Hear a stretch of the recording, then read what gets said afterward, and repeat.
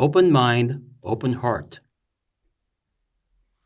There is no magic formula for living longer and better, but a certain character trait makes getting older a lot more rewarding. Having an open mind and heart. Just ask David Starbuck of Chestertown, New York, Shirley Euchert of Marathon, Wisconsin, or Dave Jackson of Fishers, Indiana. These three very different people in their 60s, 70s, and 80s live every day with the highs and lows of aging. They thrive through it all by learning. David, an archaeologist, continues digging up military history in upstate New York despite a diagnosis of advanced pancreatic cancer. Shirley, a farm wife whose husband died several years ago, defied a lifelong fear of water and learned to swim in her 70s. Dave is a retired pharmaceutical chemist who spent much of his life in a quiet, orderly laboratory, then plunged into acting not long after his own cancer diagnosis. All three told me it is never too late to learn a new skill, try a new experience, or listen intently for whatever life and God trying to teach you.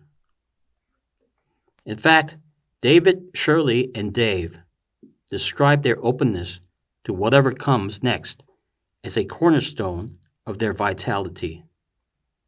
They live longer and better by envisioning their lives and their souls as unfinished projects. Here are their stories and their hard-won, inspiring wisdom. David Starbuck, Chestertown, New York. Last August, a doctor told 70-year-old David Starbuck he had advanced pancreatic cancer, a diagnosis with a 6-month to 1-year survival prognosis. David had a ready comeback. I vowed I would prove that doctor wrong and live for years, he told me. It's the stubborn, ornery ones who survive. We archaeologists are like that. I live for whatever I'll discover next. David is not exaggerating. He teaches anthropology at Plymouth State University in New Hampshire. For the past 3 decades, he has devoted his life to the painstaking excavation of one of North America's most important 18th century military sites, Fort Edward, near Glens Falls, New York, a redoubt for 15,000 British Army troops during the French and Indian War. David supports the work with the help of nearby State University of New York, Adirondack, plus grants, private donations, volunteer labor, and sometimes his own money. Though he gets a university salary, David, like many scientists, must secure his own research funding. You might think the Yale-trained archaeologist, who has dug everywhere from ancient Mexican ruins to the factory where cotton gin inventor Eli Whitney once produced firearms, would be content to rest on his laurels. A lot of archaeologists never want to retire, he says. We are programmed toward that passionate love of discovery. In addition to supervising annual summer digs at Fort Edward and nearby Rogers Island, David keeps busy writing research reports, applying for grants, and laying the groundwork for what he hopes will become a visitor-friendly site at Fort Edward, similar to Fort Ticonderoga and other colonial-era destinations.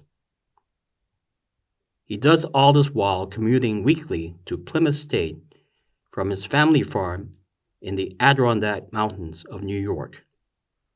David, a lifelong bachelor, inherited the farm from his parents. In Plymouth, He stays in a motel. Some people have families to live for, he says. I live for archaeology.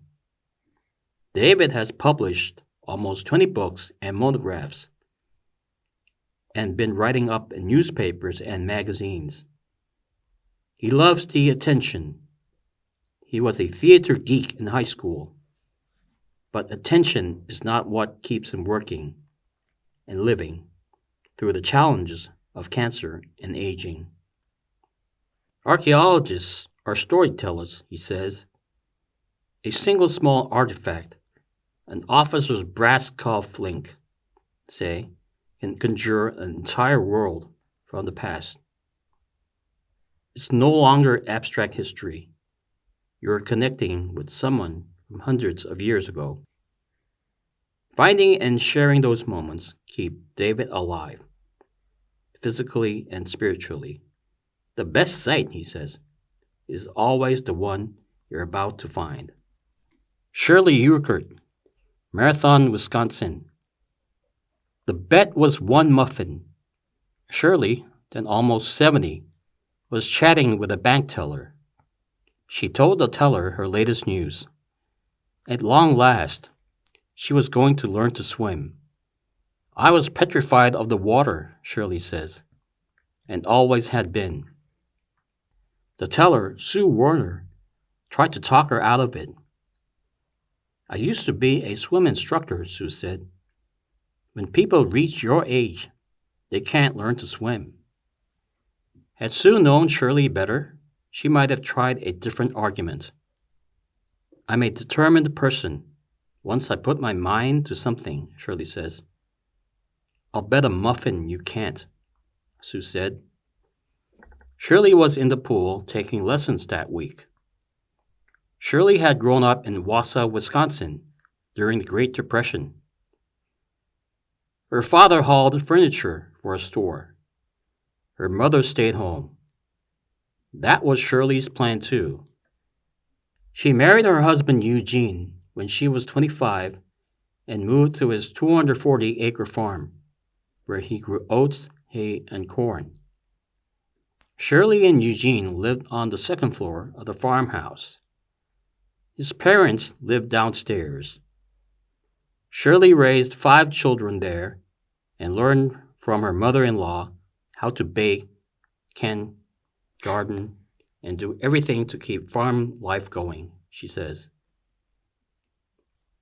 A self-described shy and timid person, Shirley opened up when she met her neighbor, Phyllis Heiss, whose farm was across the road. The two women have been best friends ever since, taking trips to places their stay-at-home farmer husbands didn't want to visit. Shortly before that bank visit, Phyllis, who also didn't know how to swim, came home raving about a shallow water exercise class she'd signed up for at the local pool. A chiropractor had recommended water exercise for Phyllis's achy knee. Shirley was dubious. Earlier that year, while visiting one of her kids in Arizona, she'd clung for dear life to 3 foam flotation noodles in the family's backyard pool in the shallow end. Phyllis convinced her to try the class. Shirley discovered that as long as she kept her feet planted on the bottom of the pool, she had a good time.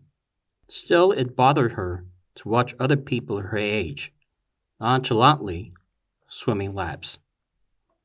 Why couldn't she do that? She and Phyllis talked each other into taking lessons. The instructor had us stand in 3-foot water and float on our stomachs, and I was terrified, Shirley says of the first lesson. We wanted to use the noodles, but she would not allow us to. She said we'd become dependent. We had to keep practicing and practicing. Once I almost drowned. I still made myself do it. Eventually, she worked up enough courage to venture into 5-foot water. Then she paddled into the 9-foot deep end. At last, she swam an entire lap. 2 months later, she swam a mile. I asked Shirley, now 87, where she gets her determination. I am very strong in my Lord, she says. I depend on Him for everything. You need spiritual strength to keep going. A homemade muffin helps too. Sue honored her bet and even made an extra lemon poppy seed muffin for Phyllis. That muffin tasted pretty sweet, Shirley says. Dave Jackson, Fishers, Indiana. About 5 minutes after I started talking to Dave Jackson, he was telling me about his laboratory work for pharmaceutical company Eli Lilly and Company. I lost track when he got to the part about developing systems to monitor the assay. Dave was even-tempered, measured, precise. I have always been in the chemistry lab, he says. I love doing science. The lab fit my personality. Shortly after Dave retired, his 31-year-old daughter, Emily, asked him an unexpected question. Hey, Dad, would you be interested in trying out for a play? Emily had been cast in an Agatha Christie play at the community theater. She worked for an insurance company, but acted in her spare time. Dave and his wife, Leanne, lived nearby. Dave's answer was equally unexpected. Sure, why not? It wasn't just Dave's chemistry background that made acting a surprise. A few months earlier, Dave had been diagnosed with pancreatic cancer. The cancer was a less aggressive form, but he had a monthly treatment regimen to stop the growth of tumors and manage secondary symptoms. As you might expect, Dave described this treatment in great scientific detail. Why audition? He had done some acting in high school. When his kids were younger, he had appeared in a few homemade plays for a church fundraiser. There was also the benefit of spending more time with Emily. The two saw each other mostly on Sunday evenings, when Dave dropped by Emily's apartment for a weekly movie night. The two of them liked the kind of action movies that Leanne isn't into, Dave says. But there was something deeper. The 66-year-old says throughout his life, and especially after the cancer diagnosis, he has felt that God wants me to learn something. He's trying to teach me. For Dave, life is for learning. School, work, marriage, fatherhood, church, retirement, cancer. Each milestone is a chapter in God's unfolding story. In Dave's view, openness to new experiences, even something as offbeat as acting, is staying alert to God's teaching. Dave landed the role of Constable Jones, who has 4 lines and finds what turns out to be a vital clue.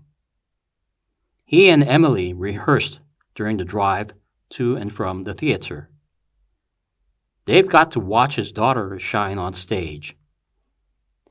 His theater friends rallied around him as he underwent treatment. He has since acted in one more play and plans to audition for another this summer. Dave says acting has deepened his relationship with Emily and with God. I feel as if God's not done with me yet, he says. I'm still around, and in the meantime, getting lessons about love.